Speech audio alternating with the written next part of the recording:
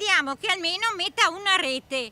Non dico far cementazione o altre cose, ma una rete basta. Perché io ho 4 bambini e non posso andare avanti sempre così col terrore che vadano dentro. Comunque se va dentro anche un adulto non riesce più a venire fuori. San Cipriano di Roncade, via Longhin. Ieri l'appello della famiglia Simonato, che vive a ridosso della A4 e da quando sono stati effettuati i lavori per la terza corsia convive con la presenza di una vasca di laminazione piena d'acqua e soprattutto senza alcuna protezione dal lato della stradina che porta alle case. Un pericolo enorme, dicono i residenti, soprattutto per bambini e ragazzi.